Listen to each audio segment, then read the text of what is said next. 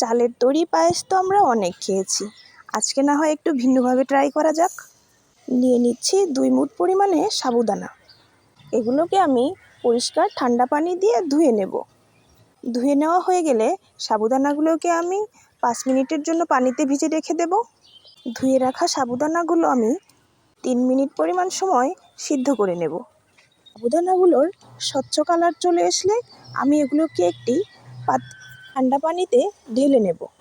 এদিকে পাতিলে বসিয়ে দিয়েছি 1/2 লিটার পরিমাণে তরল দুধ। দিচ্ছি তেজপাতা, দারচিনি এবং সাদা এলাচ। ঠান্ডা পানিতে ভিজিয়ে রাখার জন্য সাবুদানাগুলো একটু জমাট বাঁধেনি। এবার আমি ভিজিয়ে রাখা সাবুদানাগুলোকে দিয়ে দিচ্ছি ফুটন্ত দুধের মধ্যে।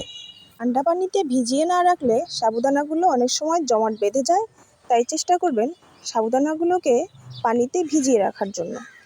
মিশ্রণটিকে অনবরত নাড়তে হবে যাতে জমাট বেঁধে না যায়। দুধ ঘন হয়ে আসার আগ পর্যন্ত আমরা এটিকে নাড়তে থাকব। আমার পায়েসটি সার্ভ করার জন্য রেডি হয়ে গেছে। এবার আমি এটিকে একটি বাটিতে ঢেলে নিচ্ছি। চাইলে আপনি পায়েসটাকে আরও একটু ঘন করতে পারেন। চাউলের পায়েসের পরিবর্তে বাসায় এভাবে একবার সাবুদানার পায়েস ট্রাই করতে পারেন।